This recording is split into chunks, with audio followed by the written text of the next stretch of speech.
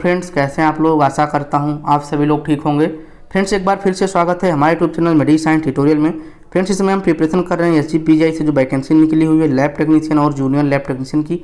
Friends, आप सभी को पता है कि आपका जो एग्जाम है 20 जून के होने वाला है। आपका जो एडमिट कार्ड है भी रिलीज हो चुका है, तो जिनको अभी तक ये था कि आपका जो एग्जाम है वो टल जाएगा, तो अब टलेगा नहीं। आपका एग्जाम 20 जून को ही होगा। और फ्रेंड्स, आपका जो डेट बचा है, आपके पास कुल 6 दिन आपके पास यहाँ पे बच रहे हैं, तो अपने तैयारी को और भी तेज़ी से कर दीजिए। हम निरंतर आपके एग्जाम को बेहतर बनाने के लिए प्रयास कर रहे हैं। आज का जो हमारा टॉपिक है, आपके कोविड वायरस से जो भी यहाँ पे MCQ बन रहे हैं उनको हम यहाँ पे लेकर आए हैं। तो इस तरह से जितने भी आपके सिलेबस थे उनको हम खत्म कर रहे हैं, तो आप भी अपनी पढ़ाई को तेज़ी से करते रहिए। अगर आप हमारा टेलीग्राम चैनल नहीं ज्वाइन किए तो इसको ज्वाइन कर लीजिए, लिंक हम डिस्क्रिप्शन बॉक्स में दे देंगे। वहाँ पे आपको क्विज पोल मिल जाता है जिससे आप अपनी प्रैक्टिस कर सकते हैं। साथ साथ में जो भी हमारा यहाँ पे नोट्स होता है हम टेलीग्राम चैनल पे प्रोवाइड करते हैं, तो लिंक डिस्क्रिप्शन बॉक्स में है, आप उसको देख लीजिए। फ्रेंड्स, ये जो हमारा नोट्स है इसी के द्वारा हम आपको बताएंगे कि जो भी मतलब MCQ है उनको हम सॉल्व कराएंगे। तो यहाँ पे जो पहला हमारा क्वेश्चन है हमारा है कि what is the corona virus, यानी कि आपका जो कोरोना वायरस है वो क्या है। It is a large family virus, या फिर it belong to the family of noro virus, या बोथ A एंड B, या फिर ओनली A।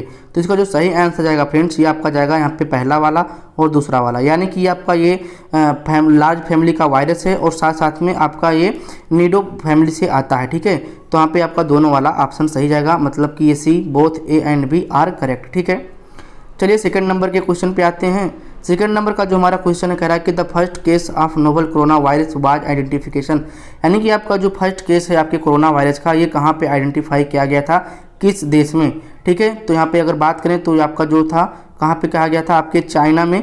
ठीक है, वुहान शहर में किया गया था, तो आपका ऑप्शन यहाँ पे जाएगा B वाला। ठीक है, चलिए यहाँ पे तीसरे नंबर पे आते हैं। तीसरा नंबर का है which of the following disease are related to corona virus, यानी कि इनमें से कौन सा डिजीज है जो कि कोरोना वायरस से रिलेटेड है। मार्स, या फिर सार्स, या फिर बोथ A एंड B, या फिर नन ऑफ दीज। तो इसका जो आंसर जाएगा फ्रेंड्स, ये आपका यहाँ पे बोथ A एंड B जाएगा, क्योंकि आपका यहाँ पे दोनों मार्स और सार्स दोनों डिजीज जो यहाँ पे कॉज करते हैं। अगर मार्स के फुल फॉर्म की बात करें तो इसका क्या होता है, इसका मतलब होता है यहाँ पे माइल्ड, ठीक है, ईस्ट रिस्पायरेशन सिंड्रोम। ठीक है, अगर यहाँ पे सार्स की बात करें, ठीक है, सार्स की बात करें तो यहाँ पे सीवियर, ठीक है, सीवियर एक्यूट रेस्पायरेटरी सिंड्रोम। ठीक है, तो दोनों का ध्यान रखिएगा। ठीक है, माइल्ड ईज रेस्पायरेटरी सिंड्रोम आपके मार्स का हो जाएगा और सार्स का हो जाएगा सीवियर एक्यूट रेस्पायरेटरी सिंड्रोम। ठीक है, तो ये दोनों आपका जो डिजीज है काज होता है आपके कोरोना वायरस के द्वारा। ठीक है, चलिए चौथे नंबर के क्वेश्चन पे आते हैं। चौथा नंबर का जो क्वेश्चन हमारा है mild syndrome of novel corona virus are, यानी कि आपका जो नोवेल कोरोना वायरस है इसका माइल्ड सिंड्रोम क्या हो सकता है। फीवर हो सकता है, या फिर कफ हो सकता है, या फिर शार्टनेस ऑफ ब्रेथ हो सकता है।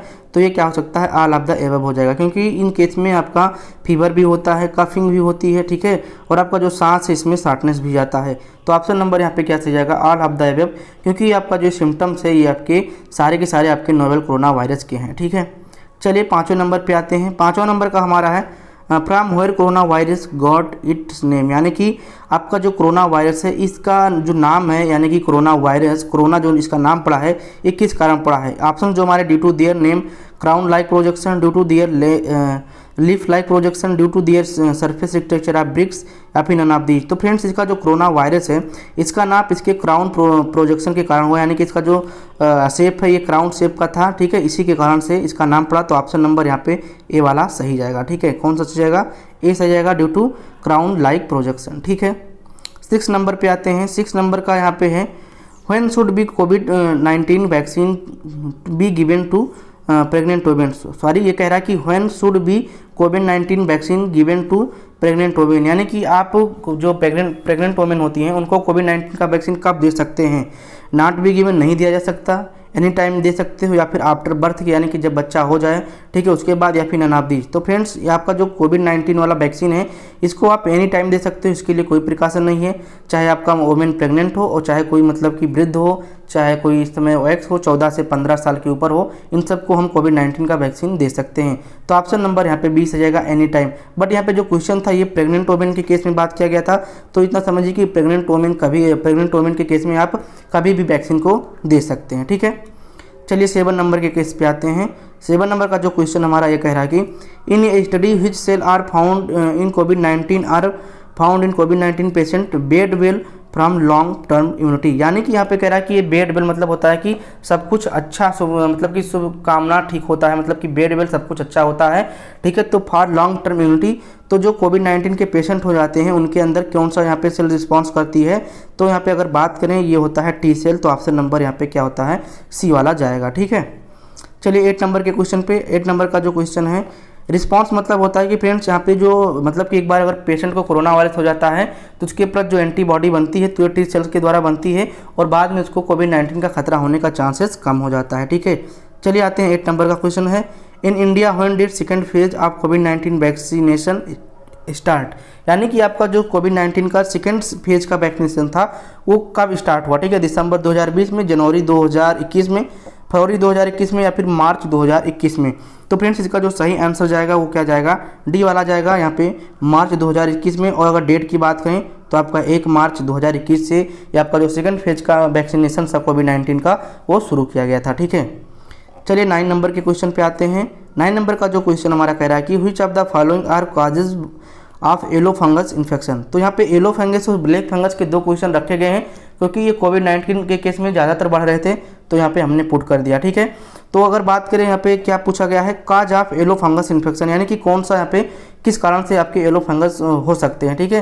पोर हाइजीन की वजह से या फिर मॉइस्चर एंड हीट की वजह से, कंटामिनेटेड फूड के वजह से, या फिर आपका जो ओवर यूज ऑफ स्टेरॉइड होता है उसकी वजह से। तो फ्रेंड देखिए, पोर हाइजीन अगर आपका रहेगा तब भी आपको कोई भी, चाहे वायरस का इन्फेक्शन हो चाहे फंगस का इन्फेक्शन हो, दोनों हो जाएगा।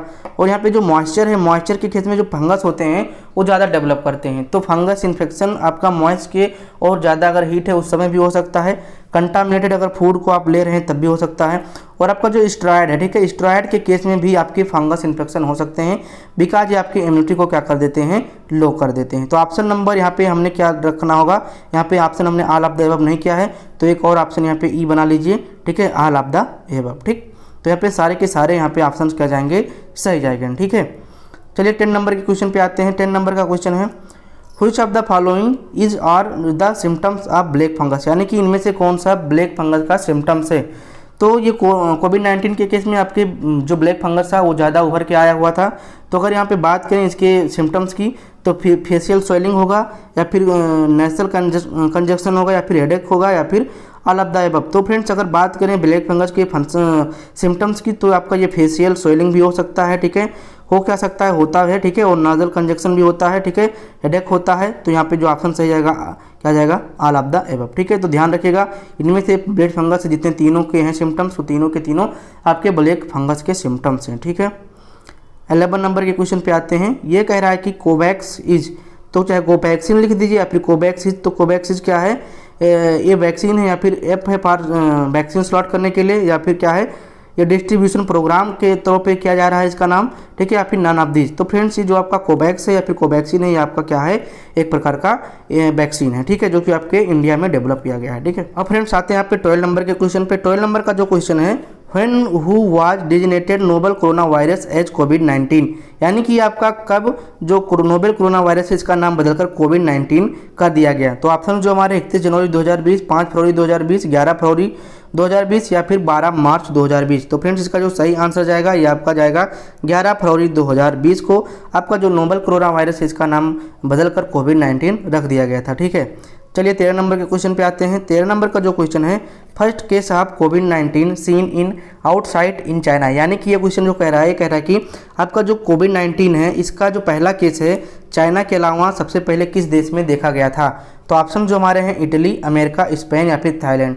तो फ्रेंड्स सबसे पहले जो देश था चाइना के बाद वो था आपका थाईलैंड। तो ऑप्शन नंबर यहाँ पे डी वाला सही जाएगा, थाईलैंड। 13 जनवरी, ठीक है, 13 जनवरी 2020 को ये केस आपका देखा गया था और यहाँ से अनाउंस किया गया था ऑफिशियली रूप से कि हमारे शहर में एक मतलब कि कोरोना वायरस का केस आया हुआ है, ठीक है। चलिए 14 नंबर के क्वेश्चन पे आते हैं। 14 नंबर का जो क्वेश्चन है, व्हेन हु ऑफिशियली डिक्लेयर्ड कोविड-19 एज ए ग्लोबल पेंडेमिक, यानी कि कब आपका जो कोविड-19 है इसको डिक्लेयर किया गया कि एक प्रकार का ये ग्लोबल पेंडेमिक के रूप में फैला हुआ है, ठीक है। तो ऑप्शन जो हमारे हैं 19 जनवरी 2020, 13 जनवरी 2020, 11 मार्च 2020 या फिर 30 जनवरी 2020। तो इसका अगर सही आंसर देखा जाए तो इसका सही आंसर जाएगा फ्रेंड्स यहाँ पे सी वाला, यानी कि 11 मार्च 2020 को आपका जो ये कोविड-19 है इसको ग्लोबल पेंडेमिक के रूप में डिक्लेयर कर दिया गया था, ठीक है। चलिए आते हैं यहाँ पे 15 नंबर के क्वेश्चन पे। 15 नंबर का क्वेश्चन थोड़ा सा इंपॉर्टेंट क्वेश्चन है, देख लीजिएगा। Incubation period of corona virus infection, यानी कि आपका जो कोरोना वायरस का इन्फेक्शन है इसका इंक्यूबेशन पीरियड क्या है, 2 से 14 दिन है या फिर 1 से 7 दिन है या फिर 3 से 21 दिन है या फिर 4 से 28 दिन है। तो अगर इसके सही आंसर की बात करें तो इसका जो इंक्यूबेशन पीरियड होता है ये 2 से 14 दिन होता है, यानी कि 2 से 14 दिन के बीच में ये अपने पूर्ण रूप से लक्षण को दिखाना है, मतलब 2 से 14 दिन तक के बीच में आपको लक्षण दिखाई देने लगेगा। ठीक है, 16 नंबर का जो हमारा क्वेश्चन है ये कह रहा है कि which test is done for detection of कोविड-19, यानी कि इनमें से कौन सा टेस्ट है जिसको कराया जाता है कोविड-19 को डिटेक्ट करने में। तो यहाँ पे आपका जो ऑप्शन है पैच टेस्ट है, एंटीबॉडी टेस्ट है, RT-PCR है या फिर बोथ मतलब कि बी और सी दोनों सही है। तो ऑप्शन जो सही जाएगा डी वाला, यानी कि आप एंटीबॉडी के द्वारा भी टेस्ट करा सकते हैं और आप RT-PCR के द्वारा भी टेस्ट करा सकते हैं।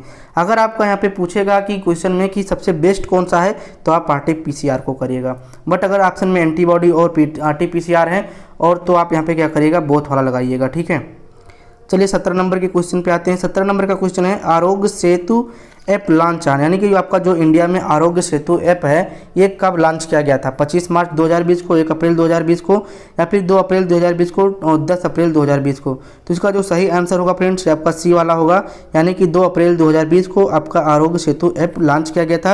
और किसके द्वारा लॉन्च किया गया था, तो यह आपका किया गया था यहाँ पे MIT, ठीक है, MEIT इसका नाम पूरा हो जाएगा, मिनिस्ट्री, ठीक है, ministry of electronic and information technology, ठीक है, ministry of electronic and information technology के द्वारा ये आपका जो आरोग्य सेतु ऐप है 2 अप्रैल 2020 को ये लॉन्च किया गया था। ठीक है, किसके पर्पज़ से लॉन्च किया गया था, ये क्या करता था, ये आपका जो एरिया होता है ये बताता था कि किस केस में, मतलब कि आपका जो क्षेत्र है यहाँ पे कितना कोरोना वायरस का भी फैलाव है। ठीक है, और आप इसके द्वारा क्या कर सकते थे, वैक्सीन को भी बुक कर सकते थे। तो इन सभी कारणों से आपका ये एप्लीकेशन लॉन्च किया गया था। ठीक है, 18 नंबर का जो क्वेश्चन हमारा कह रहा है कि alcohol based sanitiser for corona virus पर प्रिफर्ड इथेनॉल कंटेंट इज, यानी कि आपका अगर प्रिफर्ड है आपकी इथेनॉल इसमें पड़ा हुआ है तो इस केस में आपका जो सैनिटाइजर है उसका परसेंटेज क्या होगा। ठीक है, तो अगर यहाँ पे ऑप्शंस की बात करें तो 10 से 40%, 40 से 50%, मोर देन 60%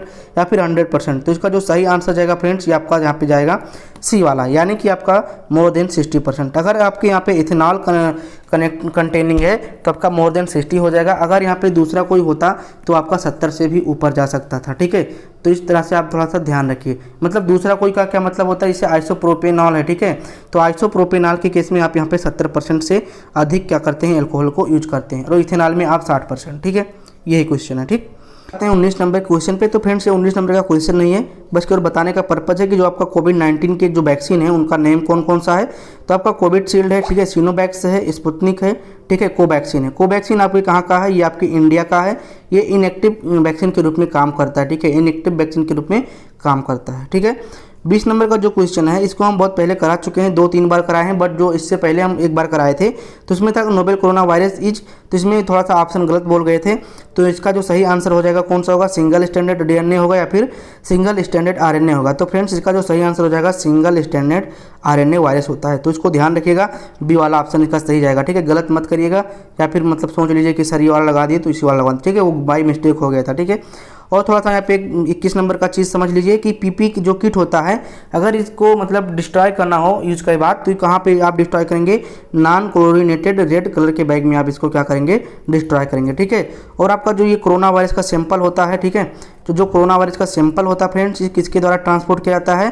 ठीक है, मतलब कौन सा मीडिया के लिए कौन सा मीडिया आप यूज करते हैं, तो BTM मीडिया यूज करते हैं, वायरस ट्रांसपोर्ट मीडिया का इसका नाम होता है। ठीक है, और आपको बता दें कि यहाँ पे जो 23 नंबर का क्वेश्चन है, 23 नंबर का अकॉर्डिंग टू सेरोटाइप और genotype characteristic the corona virus are divided into. तो आपके जो सेरोटाइप होते हैं और जीनोटाइप की अगर अकॉर्डिंग बात किया जाए तो कोरोना वायरस आपके 4 प्रकार के होते हैं।